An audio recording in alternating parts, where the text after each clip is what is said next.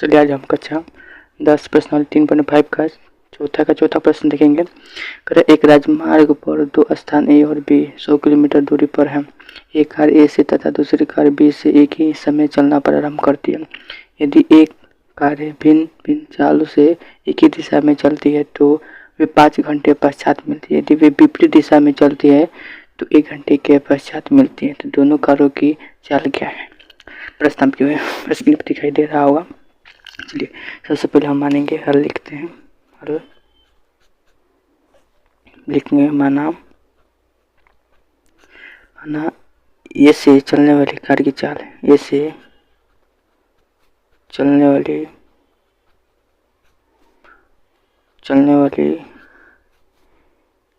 Car की चाल बराबर x किलोमीटर प्रति घंटा, ठीक है।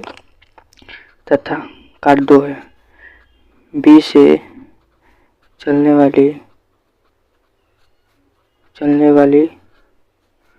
कार की चाल बराबर y किलोमीटर प्रति घंटा। दोनों की कार की चाल अलग अलग है, लेकिन जो दोनों के बीच की दूरी है एक ही है 100 किलोमीटर, और साथ ही कारें एक ही समय में चलना प्रारंभ करती है, ठीक है।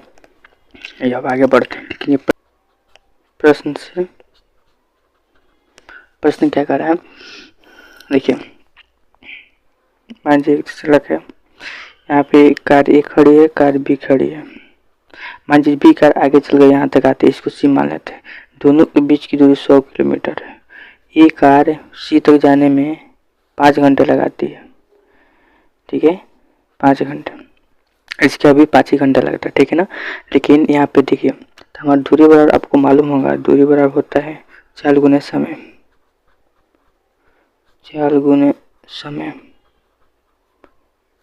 चाल दोनों का अलग अलग है, ठीक है ना, लेकिन समय एक ही है। देखिए एक के लिए देखेंगे तो चाल कितना है x है, गुना समय कितना है 5, कितना हो जाएगा 5x। इसकी दूरी कितना है 5x हो गया। इसीलिए बी के लिए देखें तो बी के लिए कितना है 5 ही है, समय 5 है, लेकिन चाल कितना है y है, y गुने 5 है, कितना हो जाएगा 5 है। बी कार्य के लिए दूरी कितना है 5 है, ठीक है ना। अगर हमको ए बी ज्ञात करना हो तो क्या करेंगे, ए सी में से बी सी को घटा देंगे, ऐसे आ जाएगा। तो हम यहाँ पे लिखेंगे, चलिए लिखेंगे 5x माइनस 5y, कुल दूरी कितना है 100। तो यहाँ पे 5 कॉमन है तो 5 को कॉमन ले लेंगे। x माइनस वाई बराबर में 100।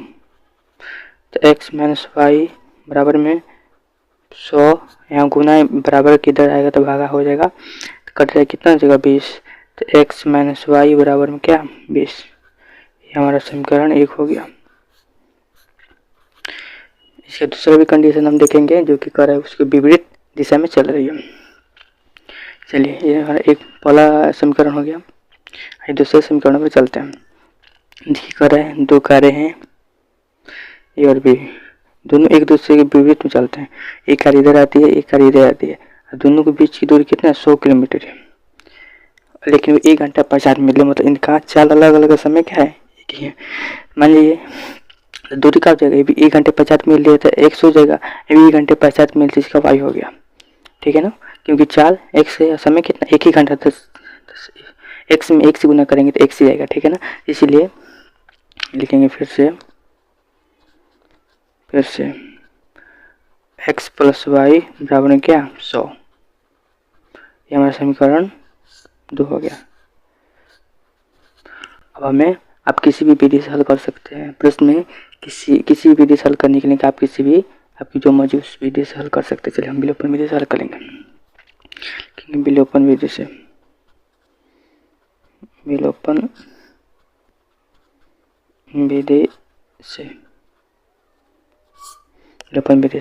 विधि में क्या होता है, x और y का गुणांक देखा जाता है। समीकरण कितना है x माइनस वाई बराबर में 20 और x प्लस में y बराबर में 100। देखिए चिन्ह बदलेंगे, ये कट गया, माइनस का 2y बराबर में माइनस कितना 80, ठीक है, माइनस कट गया तो y बराबर क्या हो जाएगा 80/2 का 40। तो y का मान क्या आया 40। इस y के मान को हम समीकरण 1 या समीकरण 2 में रख सकते हैं, आपकी मर्जी। चलिए हम समीकरण 1 में रखते हैं। y के मान लिखेंगे समीकरण 1 में y का मान रखने पर समीकरण 1 कितना है, x माइनस में y बराबर में 20। x माइनस वाई कितना है, 40 है ना, 40 बराबर में 20। x बराबर हो जाएगा 20 माइनस 40 से बराबर के इधर जाएगा तो प्लस हो जाएगा 40, x बराबर हो जाएगा 60। x और y का मान आ गया, लिखेंगे अतः ये से चलने वाली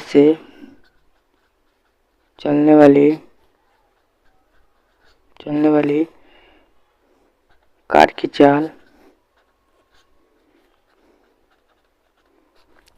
कितना है, 60 किलोमीटर प्रति घंटा तथा 20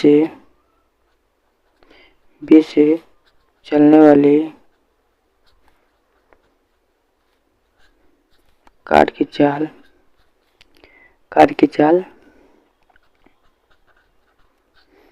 y बराबर क्या है, 40 किलोमीटर प्रति घंटा। ये हमारा का आंसर हो जाएगा।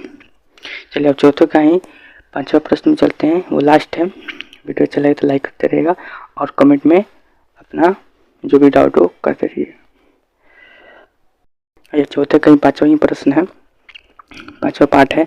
कर एक आयत का क्षेत्रफल 9 वर्ग इकाई कम हो जाती है यदि उसकी लंबाई 5 इकाई कम कर दी जाती है और चौड़ाई 3 इकाई बढ़ा दी जाती है। यदि हम लंबाई को 3 इकाई और चौड़ाई को 2 इकाई बढ़ा देते हैं तो क्षेत्रफल 67 वर्ग इकाई बढ़ जाती है। तो आयत की विमाएँ ज्ञात कीजिए। विमाएँ मतलब होता है उसकी लंबाई और चौड़ाई। सबसे पहले यहाँ से लिखेंगे, आपको मालूम होगा आयत में लंबाई और चौड़ाई। ये आयत है, ये हमारा लंबाई है x इकाई का, ये चौड़ाई है y इकाई का।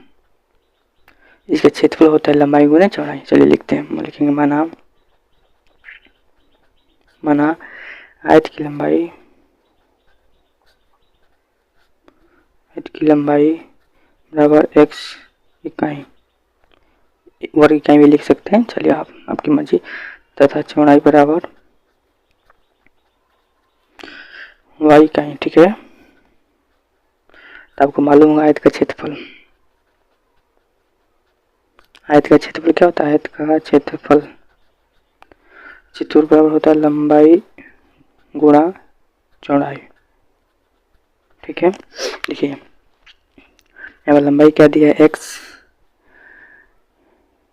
x गुना चौड़ाई क्या y, क्षेत्रफल का x y। ठीक है, ये हमारा क्षेत्रफल आ गया। ठीक है, ये हमारा काम आएगा। आइए अब लिखेंगे प्रश्न से, जो प्रश्न कर रहे हैं उस हिसाब से हम क्या करेंगे, इसको हल करेंगे। लिखेंगे प्रश्न से,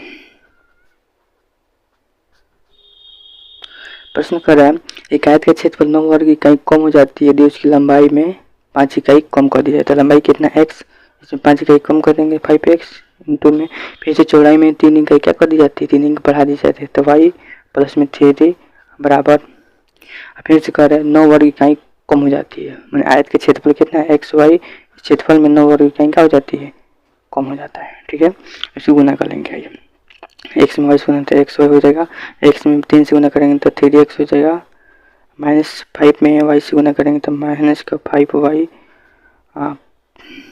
प्लस माइनस माइनस तो माइनस 15 बराबर में x y माइनस के 9 हो जाएगा। x y माइनस में प्लस में 3x माइनस 5y माइनस में 15 माइनस में x y प्लस में 9 बराबर के जो बाद में था सबको बराबर के इधर ला लिए हैं, बराबर में 0। ठीक है, देखिए एक्स वाई से एक्स वाई कटेगा क्योंकि प्लस या माइनस से कट जाएगा। ठीक है, अब देखिए 3x माइनस में 5y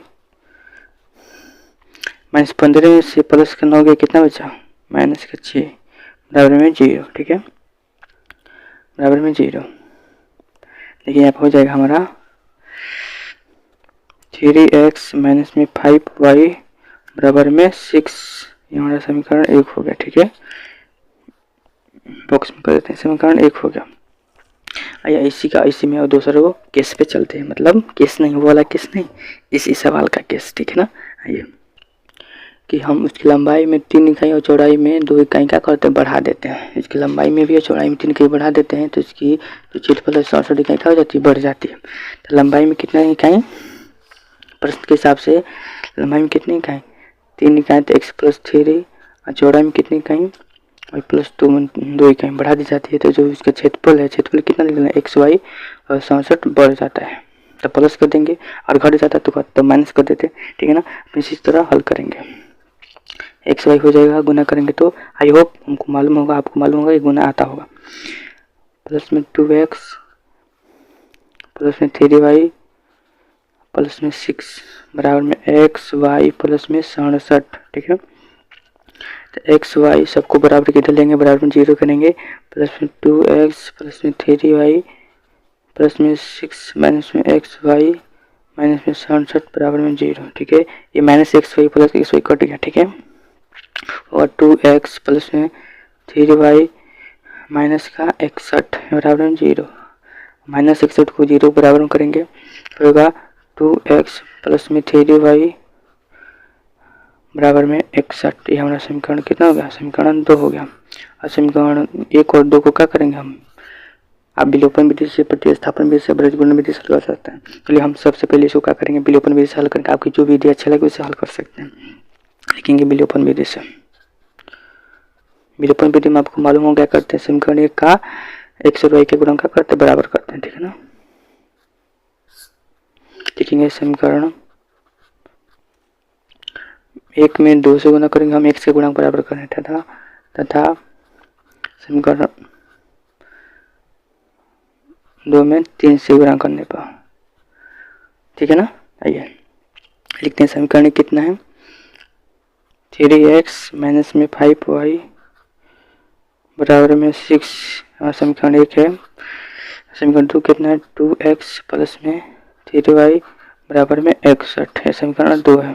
ठीक है, देखिए हम x का गुणांक बराबर करें, आप y का गुणांक भी बराबर कर सकते हैं। ठीक है, समीकरण 1 का गुणांक 3 है, समीकरण 2 का x का गुणांक 2 है। तो हमको बराबर करने के लिए हम क्या लिखे, समीकरण 1 में 2 से गुणा करेंगे, समीकरण 1 में 2 से गुणा करेंगे, समीकरण 1 2 में समीकरण 1 का जो गुणांक है उससे गुणा करेंगे। ठीक है, गुणा करेंगे तो बराबर हो जाएगा, ये यहाँ पे लिखते हैं, 3 6 हो जाएगा, माइनस में 10y बराबर में 12, 2 से समय गुना कर दिए, समीकरण 2 में 3 से गुना करेंगे, 3 दूनी 6x प्लस तो प्लस 3 3 9y बराबर में 3 3 9 और 36 18 183। ठीक है ना। विलोपन में आपको मालूम होगा चिन्ह को क्या करते हैं, बदल देते हैं, तो माइनस हो जाएगा, ये माइनस हो जाएगा, ये माइनस 1 कट गया, माइनस का 10 हुआ या माइनस का 9 कितना बचा, कितना हुआ, माइनस का 19y बराबर माइनस का 183 में से आप 12 घटाइएगा तो आएगा एक,